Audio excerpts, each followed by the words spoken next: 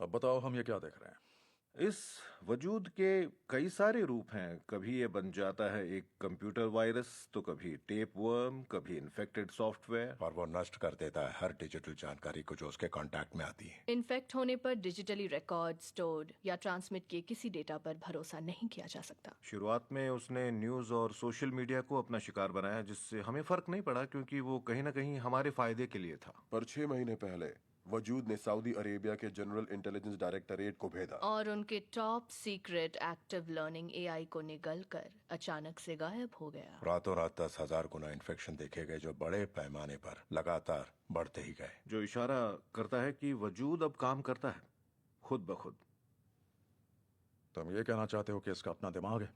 पिछले 3 हफ्तों की बात करें तो उसने हमारे satellite telecommunication, federal reserve, stock market और नेशनल पावर ग्रिड में घुसपैठ की है। FAA, नासा और हमारी मिलिट्री की तीनों टुकड़ियों में भी। और सिर्फ हम ही नहीं, उसने वर्ल्ड और यूरोपियन सेंट्रल बैंक्स में भी घुसपैठ की। उसने रशिया, इंडिया, इजराइल, ऑस्ट्रेलेशिया और यूरोप भर के बड़े बड़े डिफेंस, फाइनेंस और इंफ्रास्ट्रक्चर सिस्टम्स के साथ छेड़छाड़ की। और उन्होंने इन सिस्टम्स के साथ किया क्या एग्जैक्टली? कुछ नहीं। कुछ नहीं?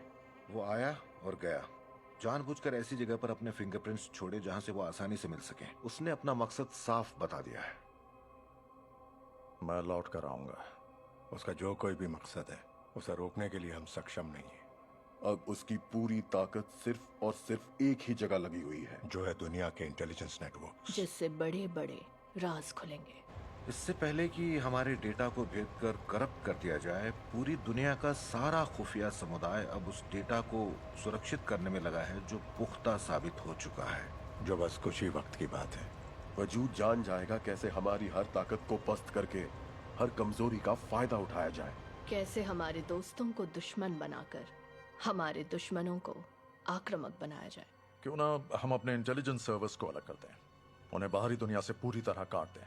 वो तो हम कर चुके हैं, मगर सर्वर की देखरेख के लिए हमें इंसान की जरूरत पड़ेगी। और हर सुरक्षा इंतजाम में इंसान सबसे कमजोर कड़ी होते हैं, खासकर जब पाला किसी शातिर, गुमनाम, बेरहम दुश्मन से हो।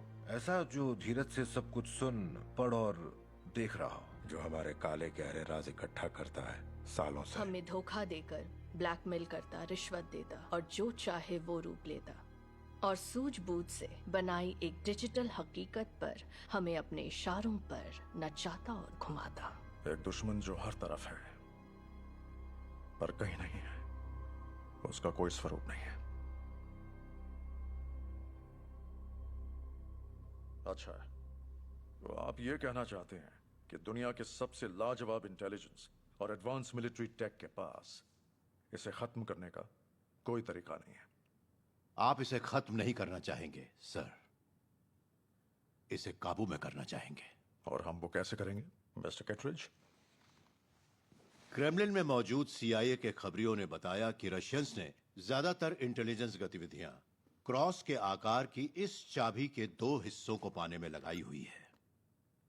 और उससे क्या खुलेगा? कुछ कह नहीं सकते, पर रशियंस का मानना है कि उससे उसके रहस्यमय वजूद को खत्म किया जा सकता है, जबकि सच कहूं तो वो उसे काबू करना चाहते हैं, फायदा उठाना चाहते हैं। वाकई आपको लगता है केटरिज? जरूरी यह है कि बाकी दुनिया भी यही मानकर चले। जापान, इंडिया, जर्मनी और ब्रिटिशर्स यही मानते रहे और फिर भी किसी ने, यहां तक कि हमारे करीबी साथियों ने भी अब तक इस बारे में हमसे एक शब्द तक नहीं कहा, जिससे जाहिर है कि दुनिया भर में होड़ लगी है इस चाबी के दोनों हिस्सों को पाने की। हर देश अपना मतलब साध रहा है और वो इसे खत्म नहीं करना चाहता सर, इसे हथियार बनाना चाहता है।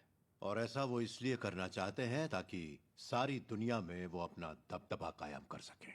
इस चाबी को सबसे पहले कैसे ढूंढे? हम जानते हैं कि ये खरीदार मिडिल ईस्ट से गुजर कर कहीं जाने वाला है अगले 72 घंटों के अंदर। हमें लगता है कि उसके पास चाबी का एक हिस्सा पहले से है। तुम्हें लगता है? फिलहाल ये भी कहा जा सकता है कि वो हिस्सा जाली हो। तो पता कैसे लगाया जाए? चाबी का एक हिस्सा असली है, ये सिर्फ एक ही बात से साबित हो सकता है, वो है उसके दूसरे हिस्से का असली होना। उन दोनों से मिलकर ही पूरी चाबी बनेगी और वो होगी हमारी असली चाबी। अब इसे ढूंढा कैसे जाए? वैसे हमारा मानना है कि चाबी का दूसरा असली हिस्सा इस औरत के पास था।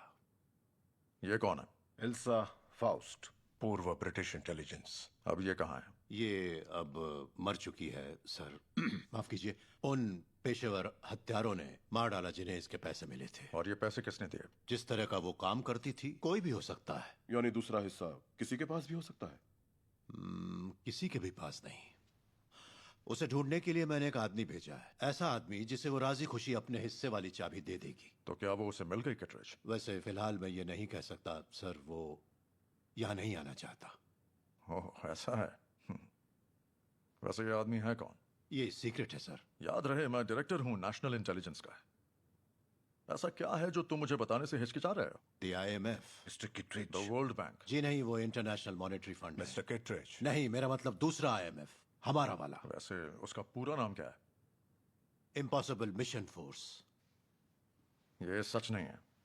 ये बिल्कुल सच है। और वो काम क्या करते हैं? जैसा नाम है वैसा काम है। हर वो चीज जो हम नहीं कर सकते। इसका इंचार्ज कौन है? वो वैसे ऑर्डर नहीं लेते जैसे बाकी लोग लेते हैं। हम बस एक मैसेज छोड़ते हैं।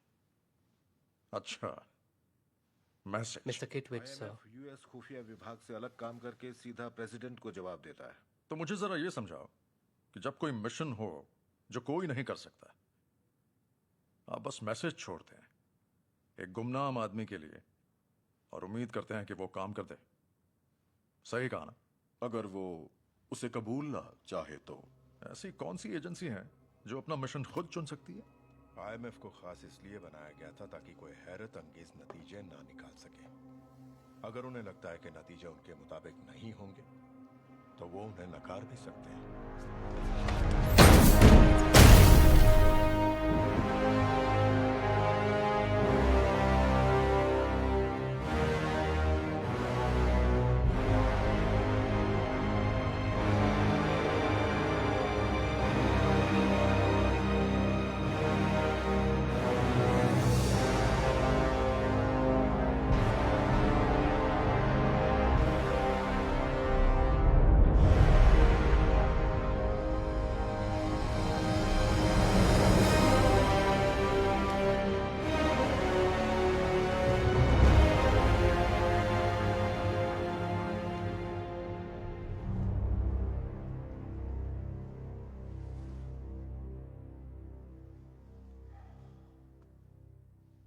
समझ सकता हूं तुम नाराज हो। मैं नाराज नहीं हूं किटरेज। आप चाहते थे मैं सुनूं, और मैं सुन रहा हूं। ठीक है, एल्सा को मारने के पैसे मैंने दिए थे और मैंने तुम्हें बताया था उसे कैसे ढूंढना है। मैंने उसे चाबी चुराने को नहीं कहा था, उसने वो अपनी मर्जी से ही चुराई थी। पर यही तो तरीका है ना? मिशन तुम्हारे लिए बहुत ही खतरनाक होगा, याद रहे।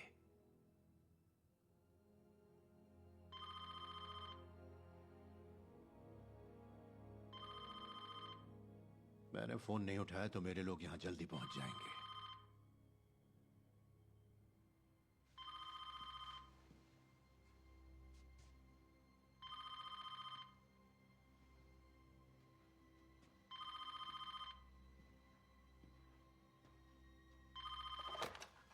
Hello, director Denlinger please.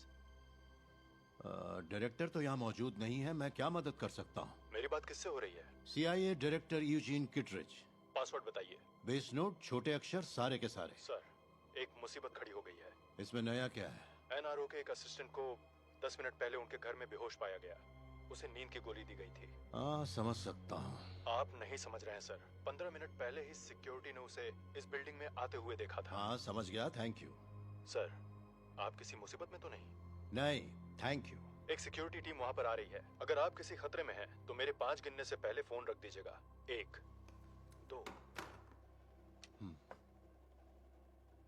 तो अब ये बताओ कि तुम यहाँ से कैसे निकलोगे?